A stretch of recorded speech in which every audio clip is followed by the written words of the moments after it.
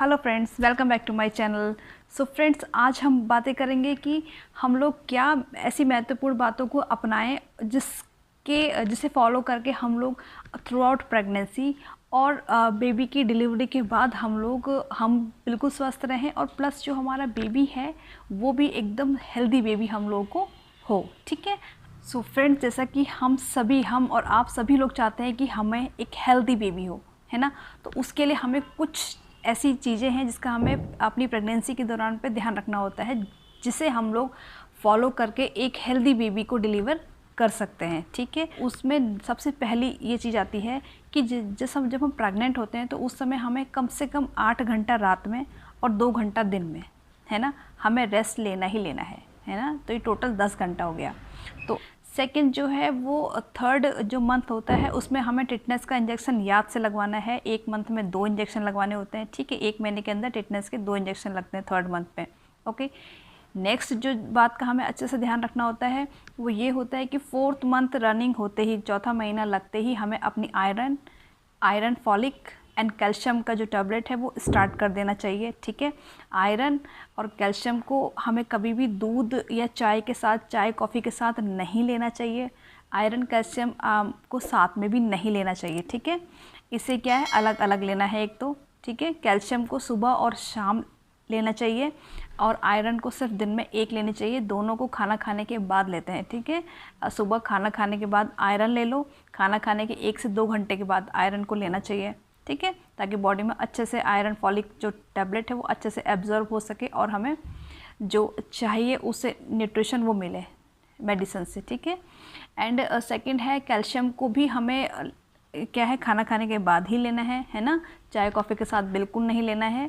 सुबह ले लो और उसके बाद रात को खाना खाने के बाद ले लो। कैल्शियम को 2 बार हम लोग ले सकते हैं। ठीक है। प्रेगनेंसी के हम लोग 4th मंथ से स्टार्ट करते हैं, 9 मंथ कंप्लीट होने तक लेते हैं और फिर हमको डिलीवरी के बाद भी 6 मंथ तक भी इसी तरह से रूटीन फॉलो करना होता है आयरन कैल्शियम का। ठीक है ना। गया। और 4th जो महत्वपूर्ण बातें हैं वो ये हैं कि प्रोटीन के लिए हमें बहुत ज़रूरी है, अगर हम लोग वेजिटेरियन हैं तो हमें क्या करना है, 1 मुट्ठी मूंगफली, है ना, 1 मुट्ठी मूंगफली और 2 कटोरी दाल अगर हम लोग एक दिन में ले रहे हैं तो हमारी जो प्रोटीन जो हमें बॉडी को चाहिए होता है थ्रू आउट प्रेगनेंसी, उसकी कमी जो है हम लोग दूर कर लेते हैं। अगर हम लोग 1 मुट्ठी मूंगफली और 2 कप या ये कटोरा जो होता है हमारा वो हम लोग दाल ले लें तो इससे क्या है कि हमें जो है, अगर हम शाकाहारी हैं तो हमें उससे प्रोटीन की कमी नहीं होगी। ठीक है।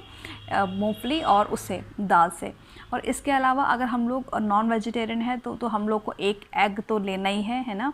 एग चाहे बॉयल ले लो या ऑमलेट में या सब्जी किसी भी तरह से ले लो। 1 एग, मेरे को डॉक्टर ने बोला था कि अगर आप 1 एग लेते हो तो प्रोटीन पाउडर का कोई रिक्वायरमेंट नहीं है आपको। ठीक है। तो आप लोग समझ लो 1 एग, अगर आप लोग नॉन वेजिटेरियन हो तो 1 एग तो कंपलसरी लेना ही लेना है। दाल हम लोग लेते ही हैं, दाल लेना भी बहुत ज़रूरी है।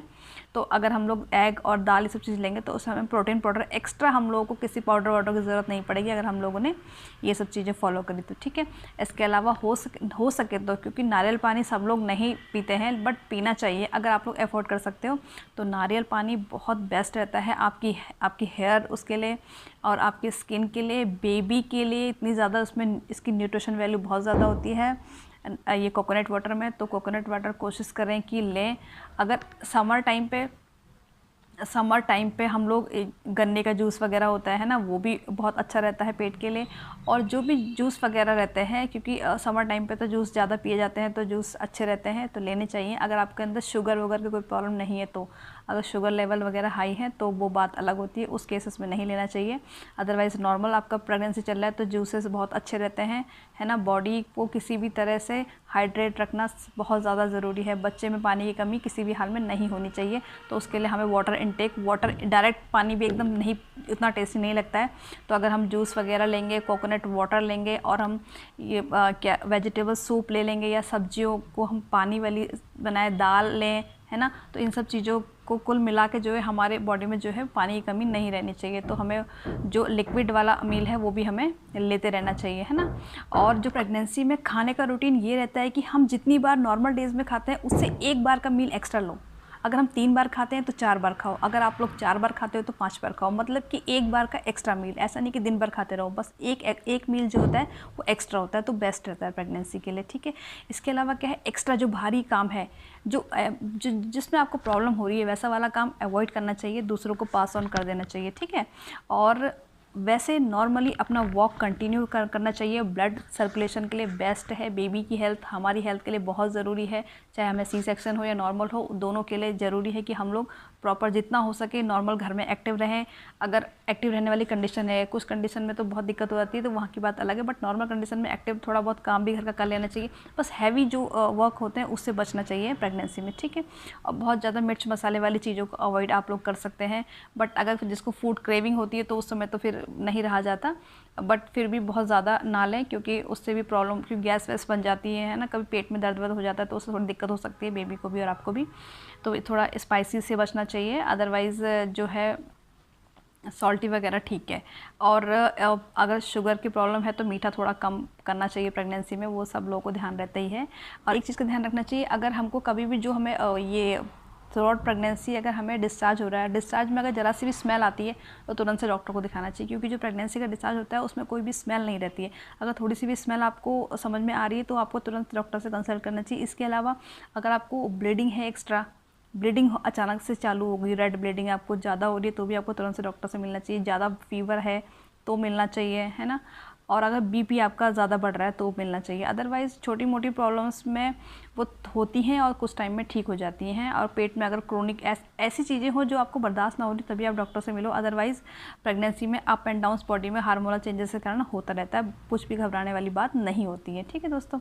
और ओके फ्रेंड्स, और ये है कि अब थ्रू आउट प्रेगनेंसी हमें कोशिश करनी चाहिए कि हम लोग लेफ़्ट साइड में सोएं। हमने हमेशा सुना है, सब डॉक्टर कहते हैं कि आप लोग लेफ़्ट साइड सो, ताकि जो ब्लड फ्लो है वो बच्चे में अच्छे से जाए, है ना।